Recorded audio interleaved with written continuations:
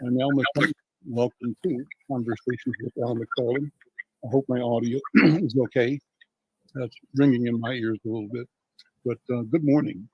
Warming up, well, cold now, but warming up. We're expecting a heat wave that might be up to 40 degrees tomorrow. That'll be a relief on the one hand.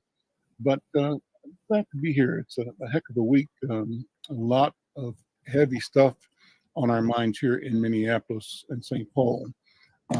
Principally, the weight comes from everybody thinking about, wondering about the meaning and the consequence of the shooting of young Amir Locke. Amir Locke was shot in the middle or late last week by Minneapolis police in a pre-dawn raid on an apartment building that he was staying in. He was a visitor, and on his couch under blankets. And when police arrived, they opened the door with the key, a pass key, and they've shared the video that showed the train of events within several seconds that led to the officer shooting and killing Amir Locke. So what's going to happen with that, I think, is on my mind, and I'm hopeful that other people who are listening today will call in or weigh in or join the conversation. As always, I'm pleased to have my colleagues from Hawthorne Neighborhood Council. Diana Hawkins is here and Dee Phillips is here. Diana, Dee, good morning to both of you. How are you doing? How are you handling this information? I mean, this comes on top of the shooting of the high school student, the death of a high school student in Richfield. And I don't know what else has happened over the weekend, but all in all, it's oppressive. The feeling of all of this is oppressive and makes me wonder about the discussions we're having in community about, are we learning anything? Can we do something that doesn't lead to just killing of people, for any reason at all? So I don't know what, Diana, what do you think? What's on your mind? Hi, Al. Hello, everybody. It's sad because there was a 16-year-old that got shot at a birthday party last night. Yep. In addition to either last night or Saturday, he was at a birthday party.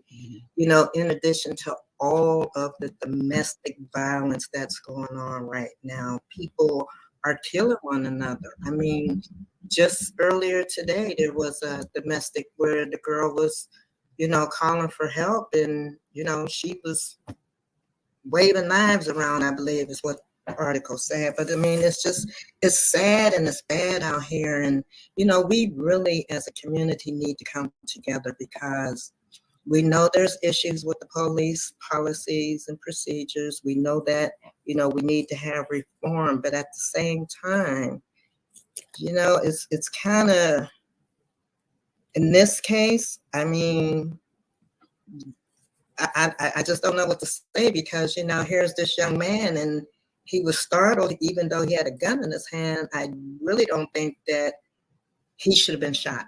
Mm-hmm. If anything, he should have been told to put the gun down. Yes, put the gun down, subdued or something. But I mean, he was shot 3 times. Mm-hmm. So that within itself tells me that's a problem, number one. Number two, there's a petition going around to have Mayor Frye and the interim police chief removed, as well as having this police officer charged. Well, when you look at this case, and so to speak, this is kind of no different than the Kim Potter. I mean, he didn't have a gun in his hand. He was fleeing, but she shot him too. And he died. Mm-hmm. Dante Wright. Mm-hmm. So, I mean, we're in trouble if change don't come. We really are in trouble. That's my take. This was a sad weekend for me, because I've read so much domestic violence and kids being involved and carjackings that, I kind of just wanted to hide in the corner somewhere else. Turn it off somewhere, right? Yep. Where does it end? Mm-hmm. Dee, what are your thoughts? How does this impact you, as a resident and neighbor? Well, I kind of have to agree with Diana. It's so much. It's so hard to take in. I don't know that removing Mayor Fry is going to make a difference. I don't know what's going to make a difference. I don't know where we start, except that there's too much access to guns. There's not enough emphasis on mental health for our kids or for our neighbors. We're not dealing with the trauma that COVID is creating. Like Diana said, all the domestic violence and stuff. It's such a big problem. I don't even know what string to pull first to start determining what a solution is.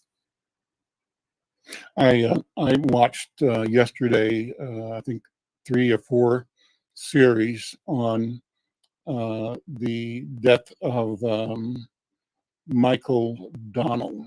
Anybody remember that? Do you see the series? I forgot the name of the series, but it was on demand last night on TV. So Bobby and I watched that, and the mom in this case was Beulah May Donald, and she is from Delisle, Mississippi.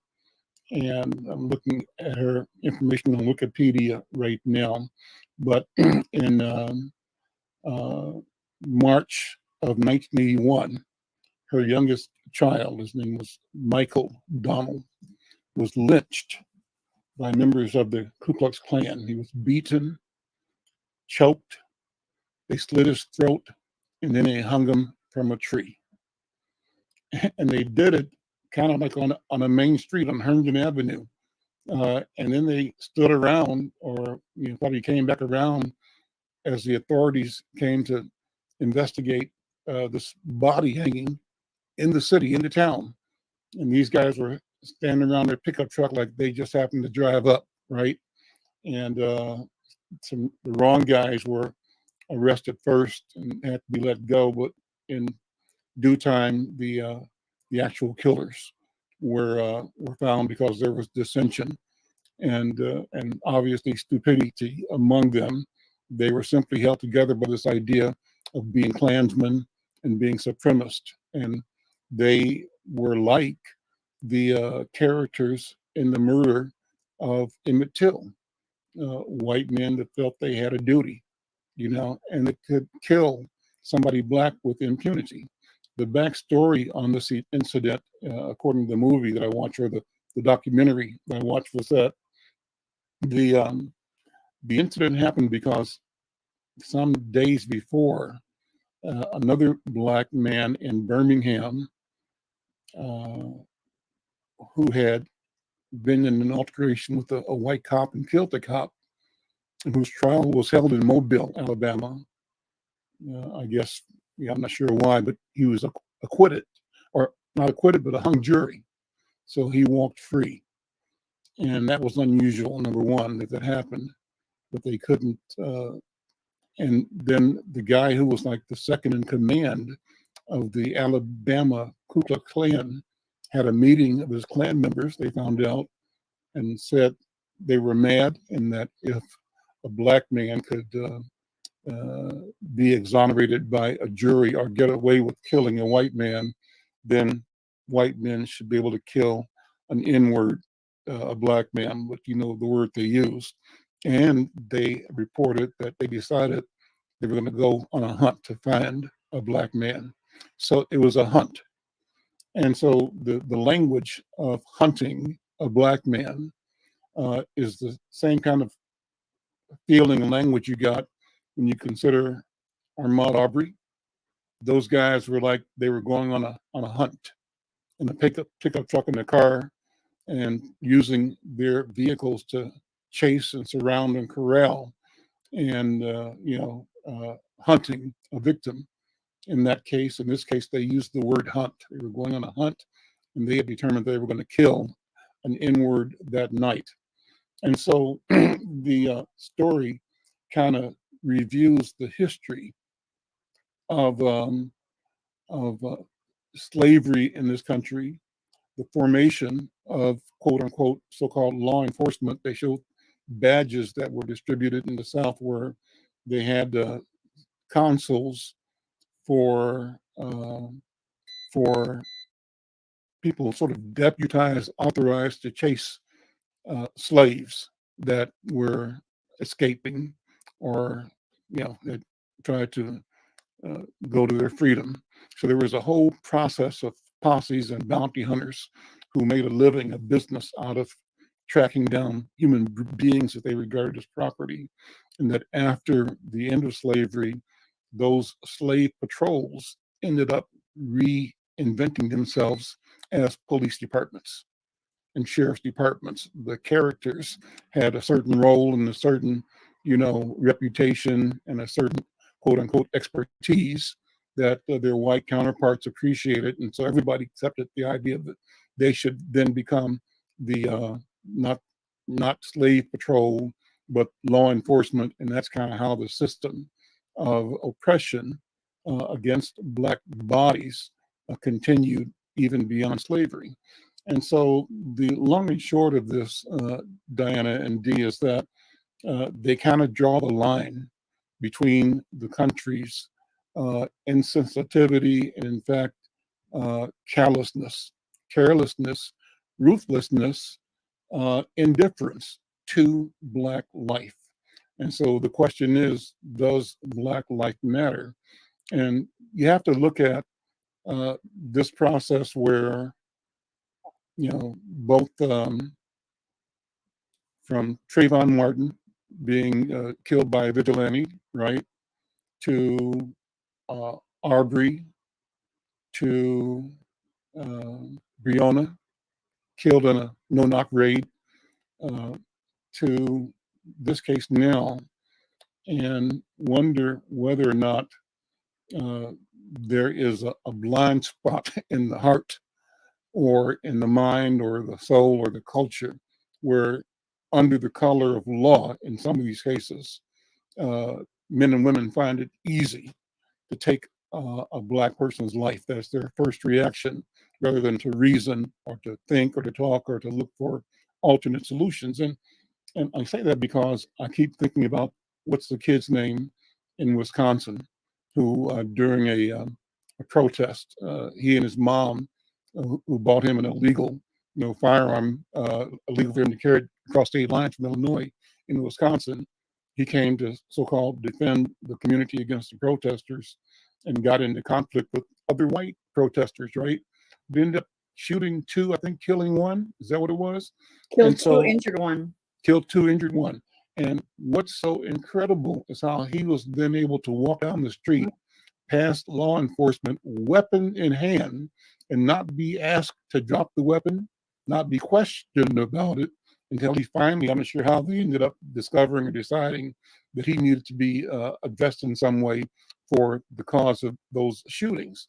And so how is it that a process can see him and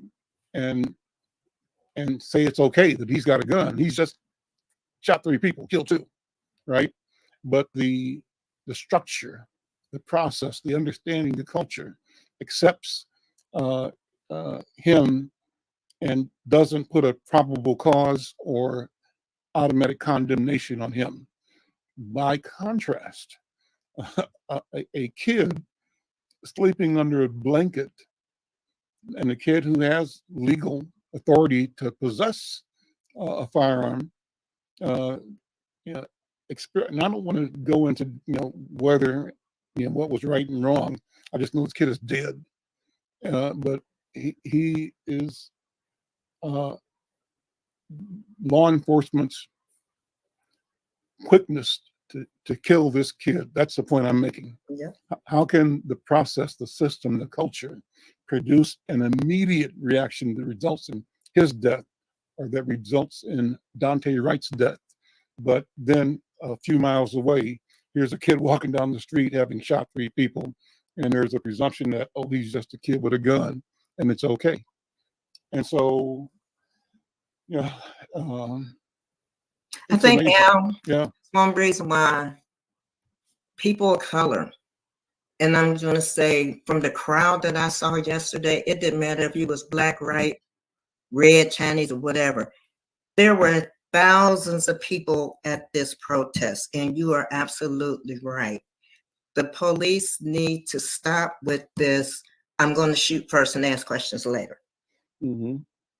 Because his name was, I think, Cal somebody, Rittenhour or something. Yeah, Cal Rittenhour. That's right. And I don't know if they said he was crazy or whatever, but his mother and father knew that he had this gun. And like you said, here's a man that was asleep under a blanket. He was a hard sleeper, so he probably was startled when they came in there. And then for him to come up with a gun in his hand, we don't know if it was pointed. I mean, I didn't see that. Right. But at the same time, you shot him 3 times. That's the piece I can't get over. He was shot 3 times, period. So you meant to do bodily harm to him. This is just the same thing as the George Floyd case. And that's why people are so angry. I don't think it has anything to do with the race or the culture, but I think people are so angry right now that just it just doesn't make sense. Yeah, and I agree. Let's see if there's anybody in the comments. I see if there's somebody monitoring this on Facebook or YouTube. We'd love to have your comments, your thoughts. Drop a note in the comment section. How do you feel? How's this affecting you? How's this affecting your sense of who we are as a community? And what should we do? How are we going to deal with this question of not only violence, against people by the police under cover of law, but also violence in our community between us as well. I think that we have to raise our voices to figure out and to demand that we come up with solutions that are different. How do we end both stuff that we say is external and stuff that's internal in our community, because it's overwhelming. It really is. So I'm hoping that we're hoping to have, I was going to share with you, there was a statement on this from the NAACP. I have their press release that came from W.C. Jordan Jr. Let's see. You know what? And let's see. I just see that Georgia Fort is live now down at the protest downtown. Now, I wonder, AZ, can you tell us how we can maybe connect into this live from Georgia Fort downtown? Do you know how to do that? Let's see. I'm going to try to share this to you, AZ. I'm listening on my phone to, or share it to, let's see. So where is it airing? It's Georgia Fort is posting it to Facebook. And I'm going to try to share it to AZ, and maybe she can figure out how we can tap into it. I do want to say this, Al, though. No, go ahead. Our babies are traumatized again. The little ones. They don't understand why the police keep shooting people. I've had several young ones say to me over the last couple of days, why do the police keep shooting our people? I mean, they're traumatized. Our babies are traumatized again. So, I mean, how do we help them understand this? I mean, these kids are in school. They're talking about it. They're scared because, I mean, here, I just got a notification, gunshots on 46 in Lindale. I mean, this is the type of stuff. It's broad daylight. Why are you out there shooting? Carjacking. The woman got killed the other day. I mean, this is just crazy. But I mean, yeah, like I said, our babies are very traumatized, very traumatized. Keep talking. I'm trying to send this link while you're talking. I'm gonna let Dee share her thoughts with us, so she can tell us her thoughts on this. Because I know you have grandkids too, Dee. Have they said anything to you about this? Or have you heard anything? You're muted. My grandkids haven't said anything, but you know, I keep thinking about how lucky I was that my son could leave the house and do something stupid and not die from it. Right. And yet other kids his age that weren't white could have. And that just, it stuns me every time I think about that, that I didn't have to worry about that. I worried about stupid. I didn't worry about dead. Mm-hmm. And I can't imagine how it would feel to, you know, to know that anytime your kid leaves the house, something bad could happen. Yeah. Just because of the color of their skin. It just amazes me. It stuns me that that's where we are. Mm-hmm. I can't wrap my head around that at all. The unfairness of it, the waste of these lives. It's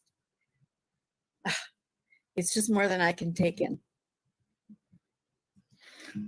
AZ, I sent an email to you. AZ is our producer with the link to Georgia Fort's live feed. They're having a rally downtown right now on the event, and if there's any way for you to figure out how to bring that live feed into the show, I'd love you to do that. And I think before AZ, you have the challenge of bringing the audio in.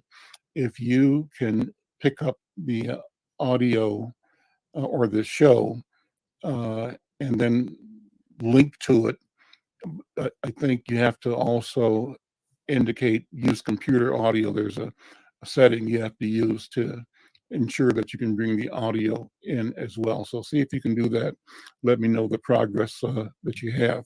In the meantime, what I was going to do was I sent a note out to Yusuf and Jeannie, who's the vice president of the NAACP for the region here. And I have the press release. I wanted to share that, the comment being made. Let me try to open that up here. So people are reacting and they should be reacting. Just a second here. So the Minnesota Dakota Area State Conference of the National Association of Colored People. See, AZ is making that work. See if you, let me know when you get the sound too, AZ. I'll keep talking until you put it together here. A city that was marred by the public lynching of George Floyd less than 2 years ago has once again been thrust into the spotlight. Okay, you got it, AZ? There you go. So this must be from last night, I believe, not today.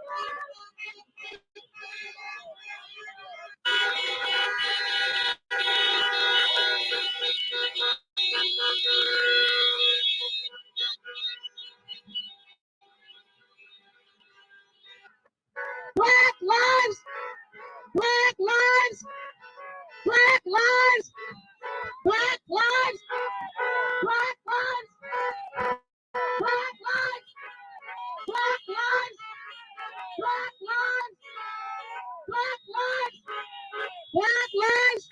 If you can bring that down, AZ.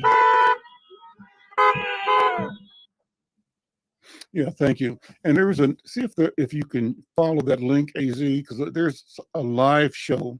That's from last night. That's the rally downtown last night. But I'm glad you found that and you're able to share it because it gives our viewers and listeners a sense of the intensity. Cold as hell last night. people were out in the cold. That's how angry people are. Cold as hell today. It's going to get warm tomorrow, but it's cold right now. This is Minnesota, and people are braving that cold. They did a car caravan protest last night. Plus, they had, I think, the night before, over 1,000 people on the street of downtown Minneapolis. So I believe this is simply the beginning, and it depends on what happens. But people have been calling for the resignation of Mayor Jacob Fry. They've called for the resignation of our interim police chief. I don't have her name right now. You might know it. Amelia. Amelia, right. And but the point is, feelings are obviously running very, very high. There is a meeting going on at 1:30, probably starting in a couple of minutes, between city council, the mayor's office, and attorneys for the city and attorneys for the family. I think the meeting includes the Ben Crump and other lawyers on his team representing the family to examine, to discuss the city's policy on the no-knock warrant. And as you do know, okay, here we go. This might be, is this live now, AZ? Put a note in the comment for me. This might be live going on right now. And if it is, this is the feed of independent journalist Georgia Fort, who's done a phenomenal job of keeping people connected to everything that happened in the Wright case and George Floyd, and now here again. Let's listen. Definitely not a swap warrant for property. We've been yelling people over property for years. And we were just talking about let us get in the streets. Nah, this is 2022. We have come too far. The precedent has been set. We know what justice looks and feels like. We are on the road to getting there, and you are not going to get in the way. We will continue to show up. We will continue to put pressure on you until that chief is gone, until the antagonizing cop is gone, until the murderous cop is gone. And to be honest with you, I'd like to see Mayor Jacob Fry be gone. He is not demonstrating leadership at all. At all. And as he who's an elected official, it just really, it sickens me. It sickens me. Because when I think about this great so-called democracy that folks are supposed to have, right? And as I ran to get into this elected seat, all I could constantly think in my mind is, I'm carrying the people to this seat. Who is he carrying? I'm sure his constituents are not okay with this. If you are a voter of Jacob Fry, I demand that you send that letter, email, phone call, however you like to communicate, and let him know that you need him to step down. And we're a true leader in the city of Minneapolis, because we need just.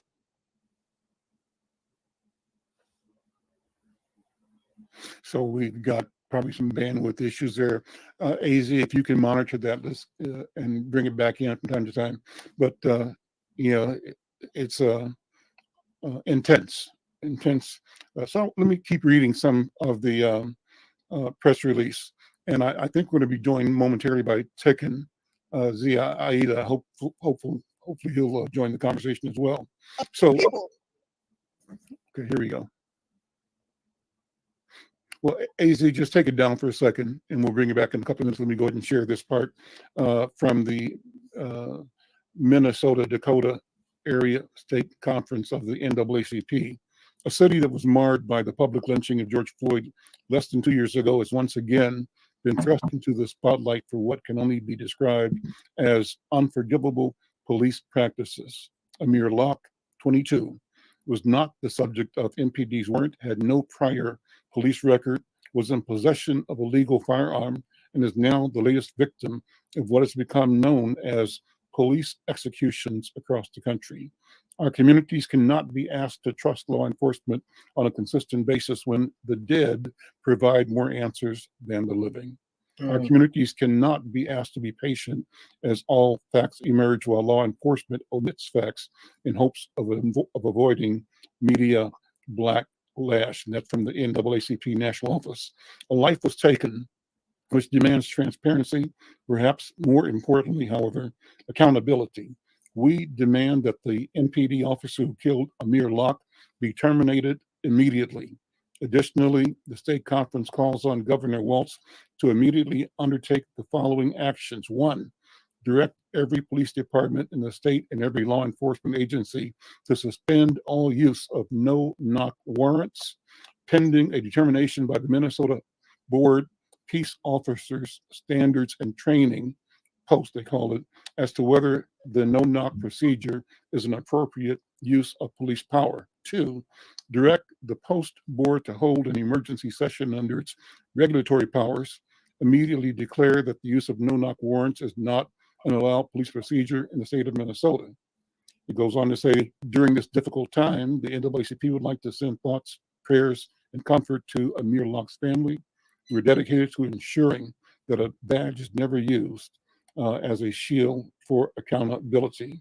And that's from the W.C. Jordan Jr., president of the NAACP Minnesota Dakotas Area State Conference. I'm Al McFarlane. This is Conversations with Al McFarlane on Monday. Neighborhood Leadership Group. I'm here with my colleagues and partners, Diana Hawkins and B. Phillips from Hawthorne Neighborhood Council. We're joined by our friend Tekin Zia Aida. Tekin, good to see you. Thank you for being here. We were saying this is a heck of a day. And we also were sharing some of the video of the live protest going on downtown, thanks to a brilliant and fearless journalist, Georgia Fort, Yes. who has been posting not only in this incident, but she posted during the Wright incident, and she posted during George Floyd. And all I can say is hats off to her for her professionalism and her courage in getting the story out to you.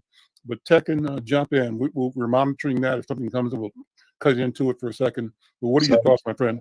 Sounds good. So first, I just want to say, Diana knows this, but I've had like a real bad migraine starting like early this morning, and so I hope I'm not going to be too loopy. But I wanted to come on at least briefly to talk about this. And so, happy Black History Month. Right. Well, that's what this is. It's history. You know, and if there ever are reminders of our history and our place in this country, and our place specifically in the great state of Minnesota and the great city of Lakes, Minneapolis, it was this murder of a young, legally armed African-American male. The one thing that is, I think, so important that I wanted to bring up is I want our people and our community at large to look beyond the media spin that is only giving about 45% of the picture, exonerating Mayor Fry for his lack of leadership, not even thinking to call out Lisa Goodman, my former political rival who was reelected resoundingly in Ward 7. This murder happened smack dab in the luxury sector of downtown Ward 7. Right around the corner from PV Plaza, where in 2012, and people in the media are starting to talk about this, and community members, the state's law enforcement was taking part in an illicit drug testing scheme where they were picking up protesters from the Occupy movement and homeless kids and bringing them out to a warehouse and giving them drugs. Again, here downtown, across from Orchestra Hall at PV Plaza in downtown Ward 7. I remember that. Tell me about that. Remind me of that. I remember that. Well, I mean, it's during the Occupy movement that was happening around the country.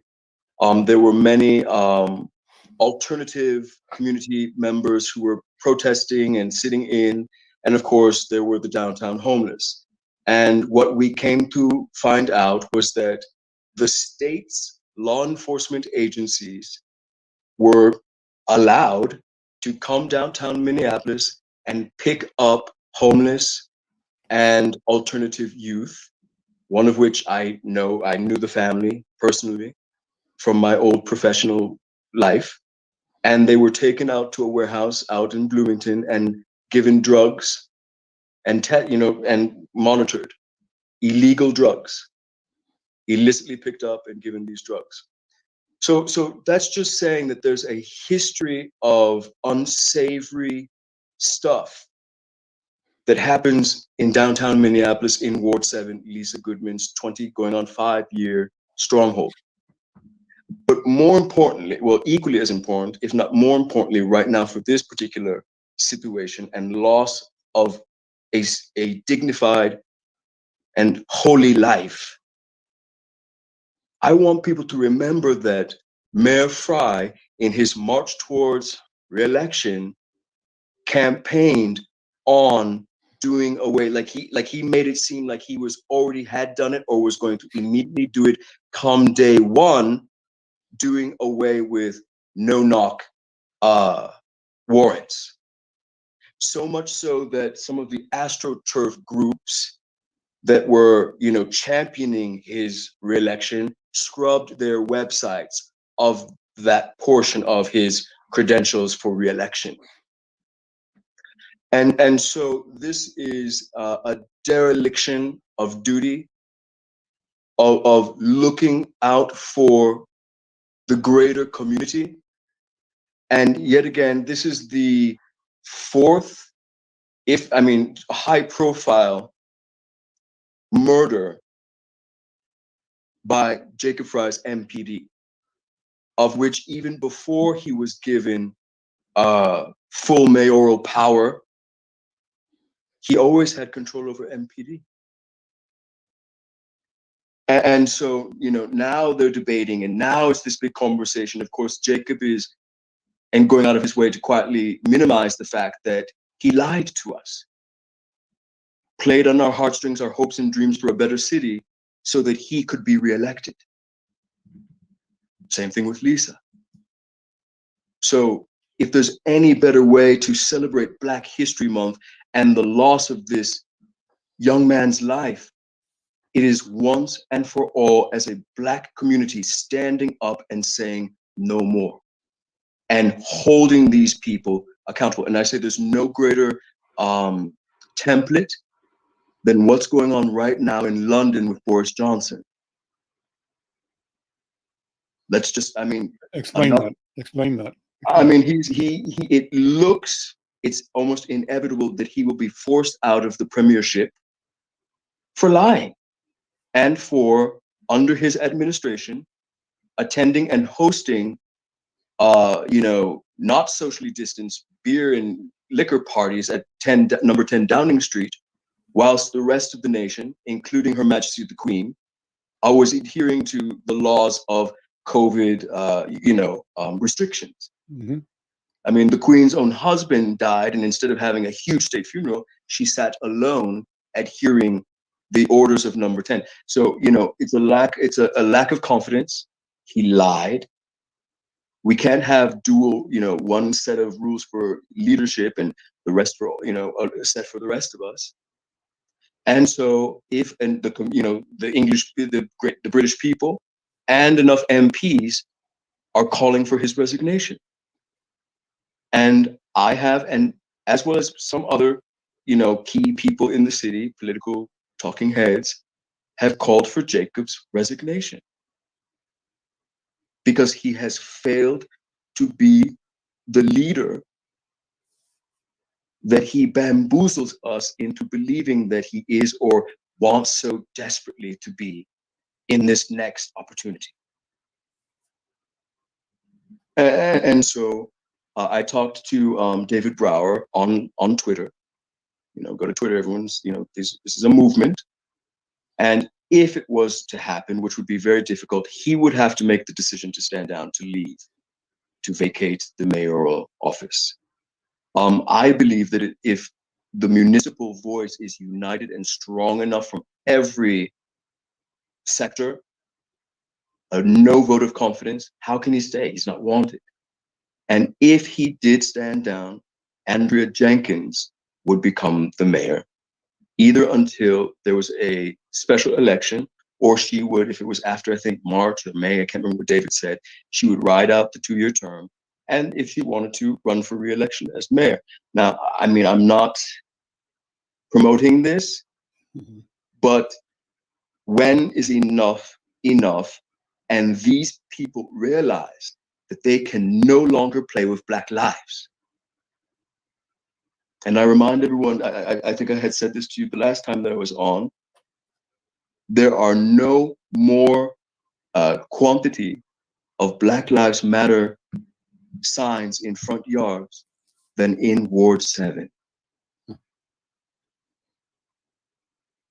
And during my race, I was trying to get the point across to my hopeful constituents that Black lives cannot matter without Black political power to assure those lives. So your critique is that the profession that Black Lives Matter is meaningless unless there is action that gives it meaning. And so you're saying that you lived in a ward and sought office in a ward that among all the 13 wards in the city had the highest representation of lawn signs saying Black Lives Matter, but the outcome of the election was the opposite. Mm-hmm. And you know, a ward that has the highest. So what's that critique? Criticize that and make the critique. I mean, it's simple. You know, I mean, I feel that these people, and they're not bad people. I mean, there's some rotten apples in the crate. I can tell you stories how people thought that they could speak to me. But it's almost as if these people think that they're the ancient Hebrews putting blood over the doorway so that wrath would pass them by. And I'll tell you, of all the hundreds of yards, homes, good Minneapolitans that had those signs in their yards, maybe 2 or 3, you know, that weren't Black families, put my sign next to theirs, to the Black Lives Matter. Most of those houses hid from me, refused to speak to me, or, you know, just had to really think about supporting my campaign. Here I was, the only African-American, well, Afro-Latin, you know, I mean, Afro-Colombian, but African-American, Black descendant of forced laborers, who, you know, when Dante Wright was killed, I mean, I fell out of the campaign for a good 2 weeks because it was a conflict of conscience, because, as you know, I wasn't supporting abolition, I was supporting absolute reform, which is not what these people want either. They wanted a return to the status quo, which is the death of Amir Locke. That is the Minneapolis status quo. Talk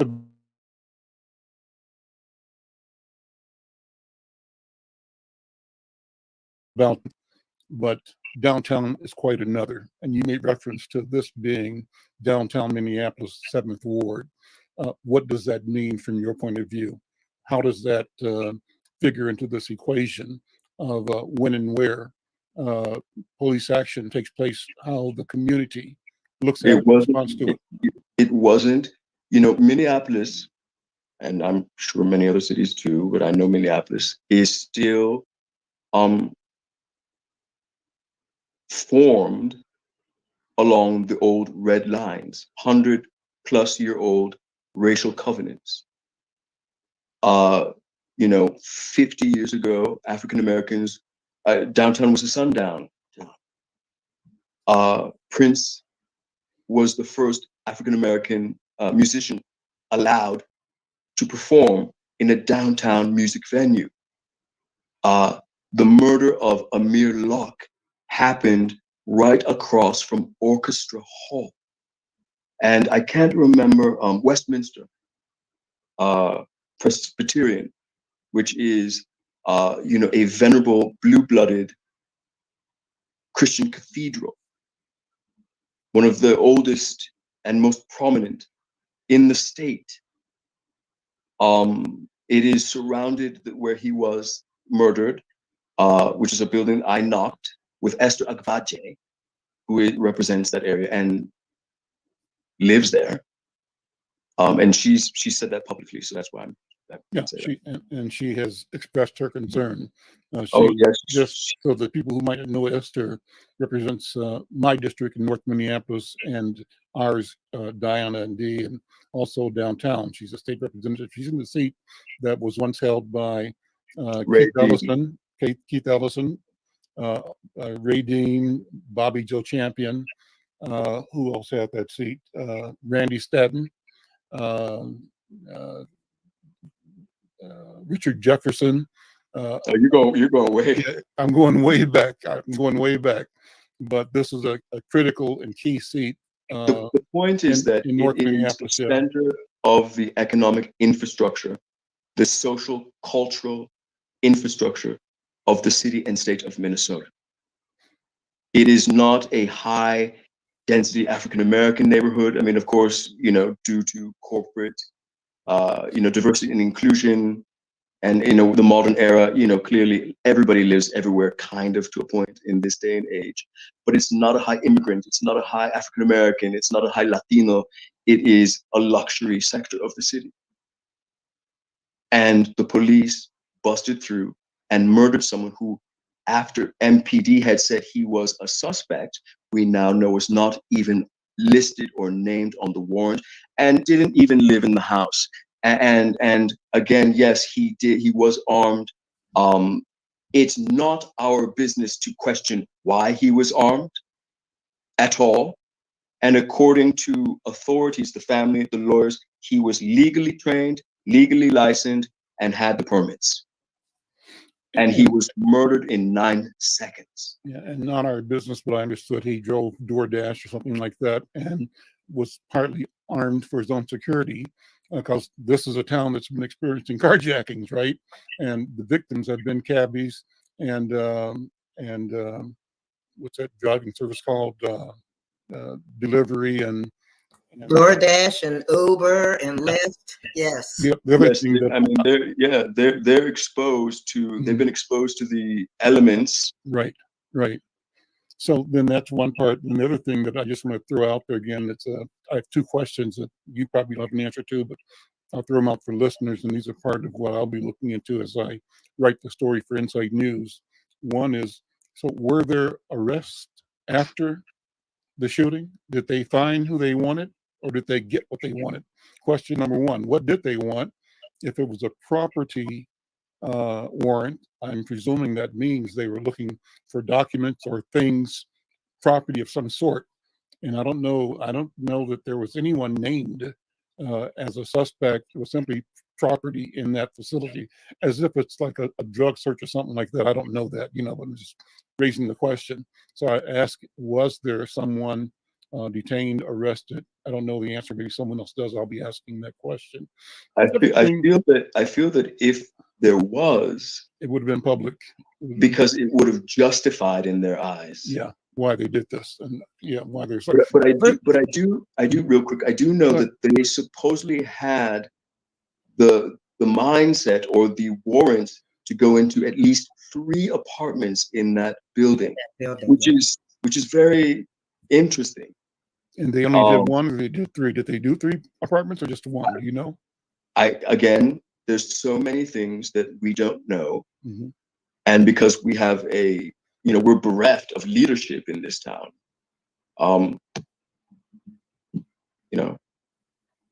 other concern I heard, I've heard several times where the young man's mom and dad were expressing their grief and their anger and their commitment to not let this death or any other deaths like it be in vain. And the language I heard was both riveting and poignant. In one occasion, I heard the young man's mother, her name is Miss Wells now, say that she's dedicating her life to make sure that no one else is murdered in his sleep. And just the image, the power of that image, of that statement, gets you right in the heart and in your soul. Then I also heard the father, Mr. Locke, say something that captured my attention. He said that this young man is from a law enforcement family Mm. that his uncles Yep. are sheriffs or officers, Yep. one of whom works for the federal government, had been assigned to CIA and is now with Homeland Security. And then at a later interview, I heard him say that the young man's grandfather is a Vietnam War veteran, and I believe he said he was a prisoner of war. Mhm. So And can I that say something? He's sir? huh? Can I So say something real pointed to that, Ben? yeah, go right ahead. Go right These ahead. are Black people, possibly the likes that most Minnesotans don't have a lot of experience with. Mhm. These are credentialed, all-American Mhm. leaders of our race. And it's my hope and prayer that they hold people by the necks accountable. Mhm. Well, you know, the cousin wasn't even in the house. They haven't said any more about him. They haven't said who really lived in the house. You know what I mean? So, I mean, they're right there within itself. And if they had the warrant for 3 places in there, did they, like you said, did they go to the other places? You know what I mean? No, they just shot him and that was it. Now, I did see them come out the house with envelopes, but like you said, what were they looking for specifically? I'm sending a note to AZ. AZ is a live program still going on downtown. These Black women have Here we go. effort for each other. That's what it brings. COVID, but I want the women to lock together because that is what's going to happen and what needs to happen as we move things forward. This one's going to be different. Forward. And we want to know if you can do the same thing because we need you. We didn't start this problem. We didn't create this problem, Mississippi. Come on. We come from the top all the way down. And I bring you those words on behalf of Mamie Till Mobley. This is not about vengeance. This is not about violence. This is about truth, justice, and accountability. That's right. What more do you want? That's what we want. And we want justice for who? Amir Rise. Amir Rise. Say his name. Amir Rise. Say his name. Amir Rise. Say his name. Amir Rise. Who is standing here locked together in support of justice, truth, and accountability? Who are you? Black women. Women who hold up half the sky. So what do you want from us? We've given enough. Thank you very much. Thank you. Cut away for a second. Let's come back to AZ. Bring that down. Let's talk about that. That's my friend, our friend Deborah Watts. She was going to be on today, but we see where she is. Deborah Watts is the cousin of Emmett Till.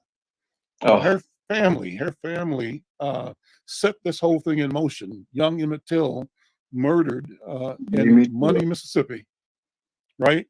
She mentioned Mamie Mobley, Emmett's mom, who fearlessly committed that the world would see her son's face. They had the casket sealed and got the body out of Mississippi up to Chicago, where Emmett and his mom and family lived, under the agreement that the casket would not be opened.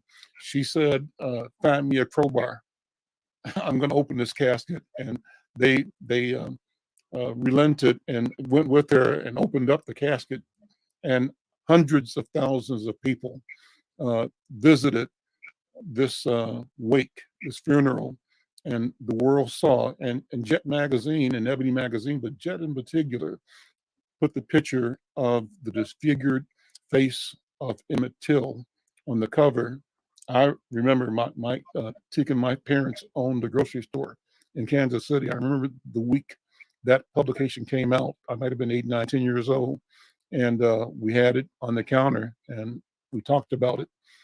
And that was one of the lessons about being Black in the South, but being Black anywhere. because it doesn't have to be South. It could be, South Black Minneapolis, in Minnesota. South Minnesota, right, or South Canada.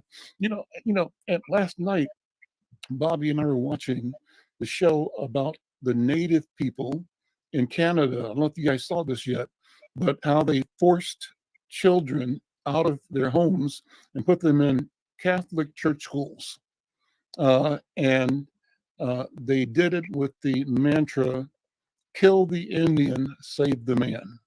So their mental genocide and actual physical genocide included an arrogance that they felt they had the authority, the right to remake a human being. And what they did was murder families, individuals, a culture. But you know what? Tegan, as Deborah was just saying, everything is going to have to be accounted for. Everything. Period. Everything. Everybody's story. This is what truth and reconciliation demands. And for us to move forward on this planet, there has to be a recounting. Because otherwise, it's about dismantling the current system. This was a African American man from what we now understand was an upstanding African American family. It now makes, based on what you told me about the law enforcement connection within generations of that family, that he would be trained, licensed firearms carrier, and whatnot.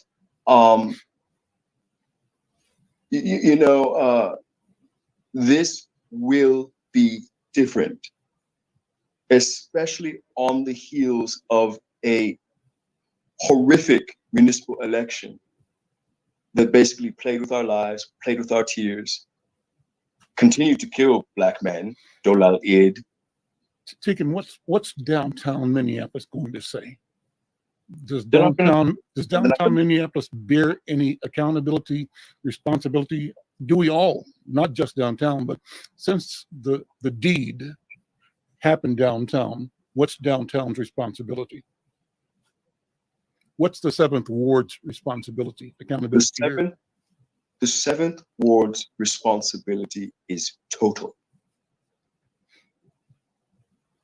and complete. Lisa Goodman knows where all of the bodies are buried since 1997, I think it is. One of the things that I tried to figure out during my race was how many people have been killed by MPD since 1997. And I lay that squarely at Lisa's feet. She is the longest standing, after Bob Johnson was defeated, council member in that castle downtown. She has a extensive and unquestioned allegiance to law enforcement, to developers, to the status quo. Let me close with going back to the live AZ for the next 2 or 3 minutes, if they're still going on. And we're at the end of our hour. Tika, I'm going to thank you so much. I hope your headache is managed and that you feel better. Diana, thank you. Okay. And Dee, thank you. With AZ, are they still in the protest downtown? If they are, please bring that back on the screen. Or let me know in the chat if that's still going on. Before we switch over, Al, I want to go back to what you're saying about the Indian genocide. Yep. That's history we're not learning. Yeah. And that's a criminal act, I think. Thank you for the comment. Let's listen for the next 3 or 4 minutes and we'll close with this. And I'll let you know in the chat when to sign off AZ. Thank you, all my friends. Thank you. Tegan. I turn the volume up. No, turn the volume up, AZ. Yeah. Temporary chief of police, she got to go. But the judges who continue to sign these nasty, evil warrants, as my dear friend Leslie Redmond says, the whole damn system is guilty as hell. And until you acknowledge that at the state capitol, Minnesota will forever, ever, ever be the slave masters of the North. Yes. We're not taking it anymore. We were freed, born free. Okay? So this is your warning. The sins of you will fall on your children and your children's children. If you look at the pandemic, it is falling. It's time to allow us to be humans. It is time to recognize our humanity. And it is time to stop chasing us as if we were slaves. Thank you. Let's end it there. AZ, thank you. Thank you, my guest. Let's stay tuned. We'll keep this conversation.